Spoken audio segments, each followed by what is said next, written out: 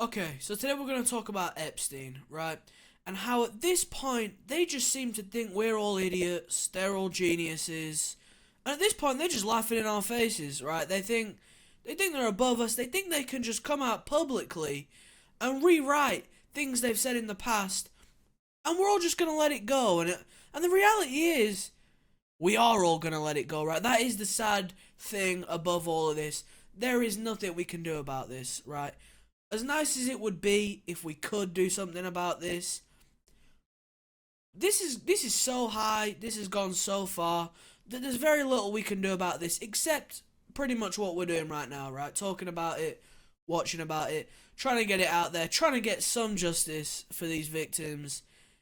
But at the end of the day, how much can we really do? That is the sad part of the whole thing. But that's not what we're talking about today. I want to talk about Howard Lutnick a little bit, and I want to talk about a couple of other people too. Just to really highlight how stupid they all think we are, right? How much they seem to think this is all a joke, this is no big deal. The whole Epstein, oh, who cares, okay? This is Howard Lutnick talking about his meeting with Jeffrey Epstein. On like a Saturday, says, Mr. Epstein, your neighbor would like to invite you over for coffee. So my wife and I go next door. We walk the 7 steps, Yes. right, to the next house for coffee. We share a wall, Right. right? So it's in New York City. So he invites us in. We have coffee in this, and he says, "Do you want a tour?" We said, "Great." He's Interesting. got a really big house. Every room you went into? He's got. Well, I'll tell you. So his house is like super big, really wide, and so he gives me a tour in the living room, big living room. And then across from it is double doors. I assume it's the dining room. Yeah. And he opens the doors and there's a massage table in the middle Ooh. of the room Ooh. and candles all around and stuff. So I ask very insightful, cutting questions. I say to him, massage table in the middle of your house? How often you have a massage? And he says, every day. And then he gets weirdly close to me. Ooh. And he says, and the right kind of massage. Ooh. Now my wife is standing here. So she looks at me and I look at her and we say, I'm sorry, we have to go. And we left. And in the 6 or 8 steps it takes to get from his house to my house, my wife and I decided that I will never be in the room with that disgusting person ever again.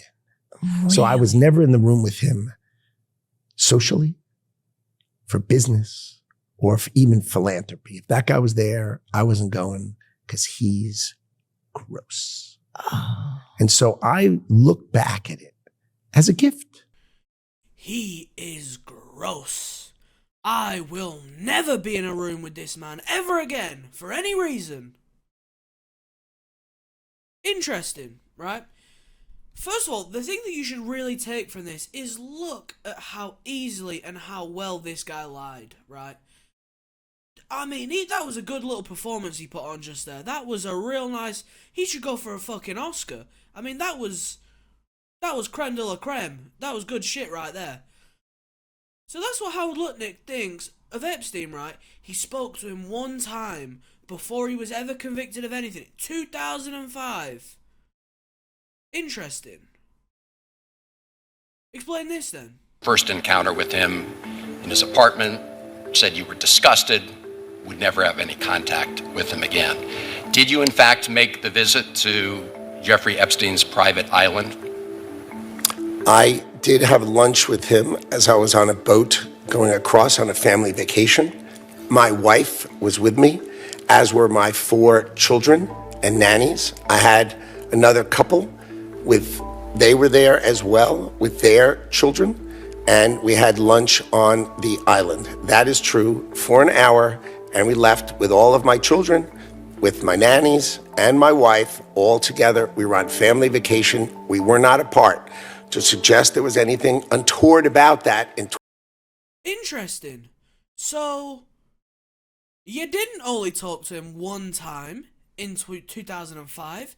You spoke to him 7 years later, 7 years later, this gross, disgusting man, you were on his island having lunch, okay?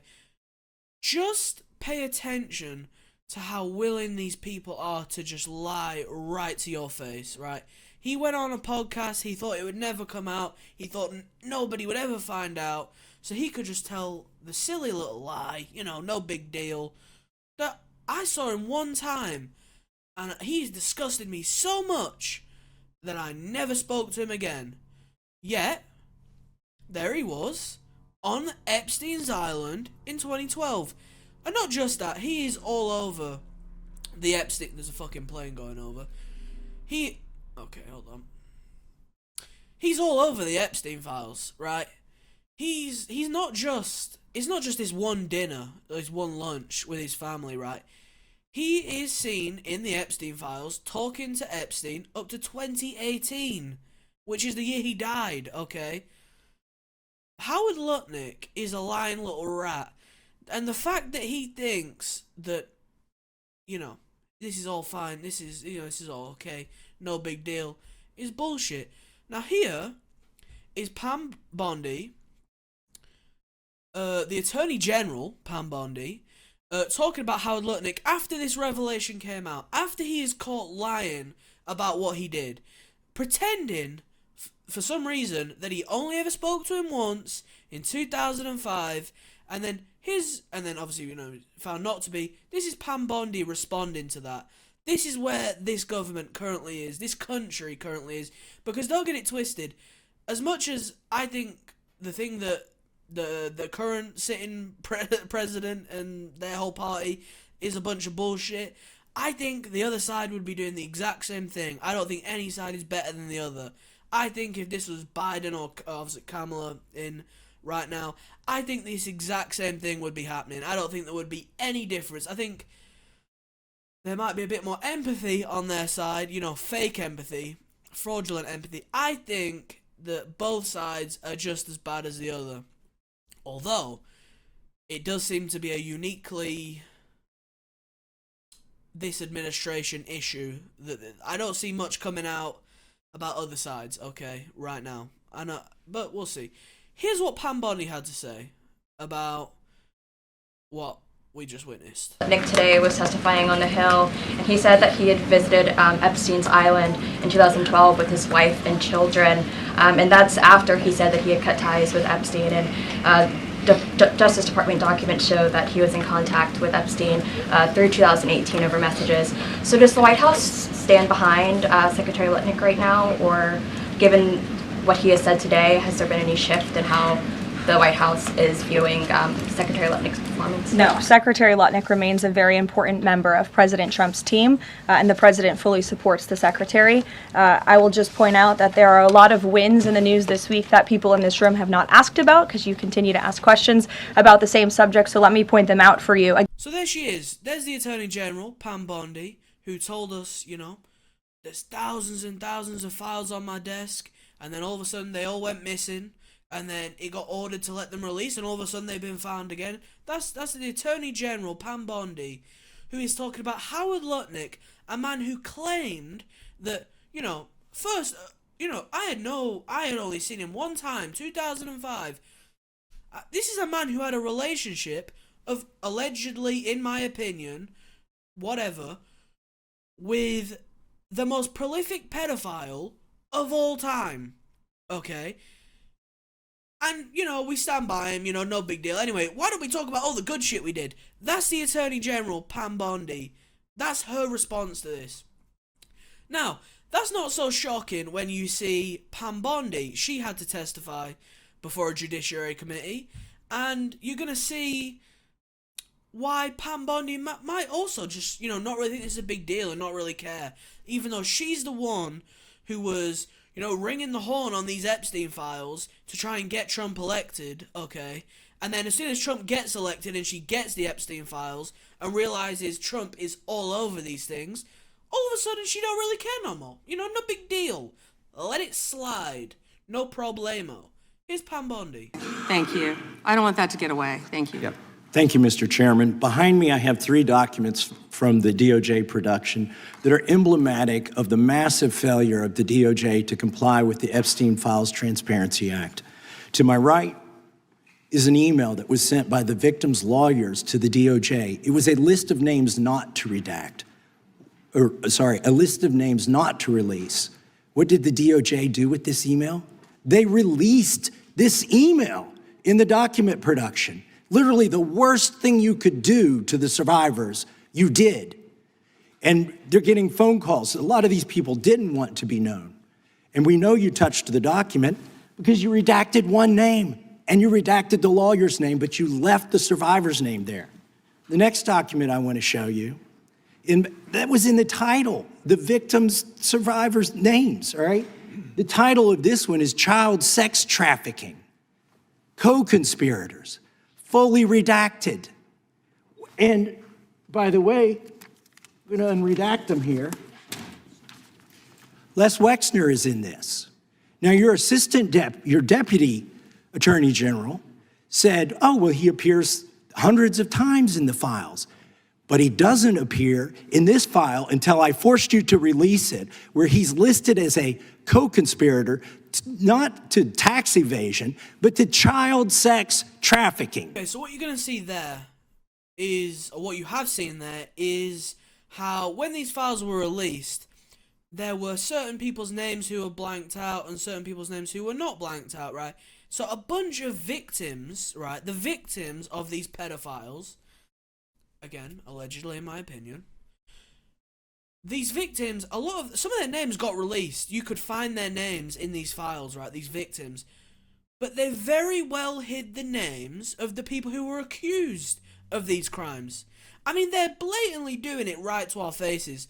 They're letting you see the names of victims, which is terrible. I mean, could you even imagine, right, if this is how people found out that you were a victim of these crimes by it getting, released to millions and millions of people around the world? That's a pretty rough way for people to find this shit out, right? But they did a real good job of hiding certain names, certain people that they didn't want to be seen. Like the guy she's talking about right now, this guy, he was accused of other things. He was accused of prostitution or tax evasion, right? No, he was accused of child sex crimes, allegedly, in my opinion. Don't sue me.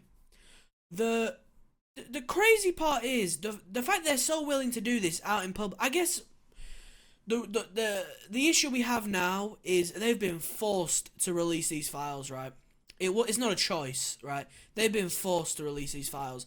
So they're just trying anything they can to claw back any wins for their side. Which they should not be doing, okay? This should not be happening. Everyone should be held to account. There should be no... But obviously that's never going to happen because it's the government, alright? That's never going to happen, okay? There is something else I want to talk about, though. There is one more thing. And it is the way that they are now attempting to pretend to care. Ghislaine Maxwell went in front of a deposition thing, and she just pleaded the fifth, right? Of course she did, right? Because the only way Ghislaine Maxwell will reveal all these secrets is if she is pardoned, right? That is the only way. But the issue with that is she will never be pardoned because the man who has to pardon her would, allegedly, in my opinion, come under a lot of scrutiny for what she would say, okay? So, she's never going to get pardoned, which means she's never going to speak. So, there's just a bunch of performative bullshit going on right now. They're dragging her in front of, committees and stuff because we just want the truth. Okay, yeah, bullshit, okay? You really thought she was going to, have a come to Jesus moment and start telling you the truth? No, this is all performative. It's all for the cameras. Like, this whole thing has been... The way they have managed to manage this is disgusting. I'm just going to play you the video because I'm getting pissed off. And this is... I don't know the guy's name. This is the U.S. House Oversight Committee, whatever, right? And this is the guy who deposed Ghislaine Maxwell recently. This is what he had to say. You know, how he really hoped that they would have just, she would have just been a good old girl and done what was right. Let's see that. To ask about the crimes she and Epstein committed, as well as questions about potential co-conspirators. We sincerely want to get to the truth of the American people and justice for the survivors. That's what this investigation is about.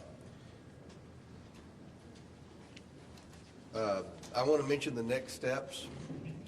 We can confirm we have 5 more depositions in the book scheduled for the Epstein investigation. On February 18th, Lex Wexner, who is a financial client of Epstein and I believe the former CEO of Victoria's Secret.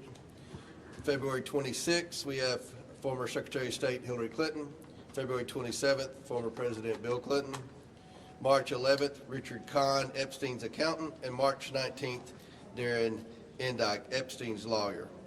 So we will continue to move forward and try to get answers for the American people. This is just a little bit of what they had to say. It's very interesting, isn't it, that all this started happening, as all the pressure from the public came. This stuff happened 8 years ago. They've had these files this whole time, right? This could have happened 8 years ago. But, only now that the public is applying monumental pressure to these people that they've decided that, that we're going to do the right thing. We want to help the victims. We want to help them. We're the good guys. It's all bullshit. It's all fraudulent. Don't believe these people, right? Anyone who's telling you that anyone's trying to do the right thing about this in the government, don't believe them. It's all bullshit. You should, there's really nowhere. I couldn't even offer any advice on what to do with this whole Epstein thing because it's just sad and it's terrible and they think we're idiots. Yeah, that's it.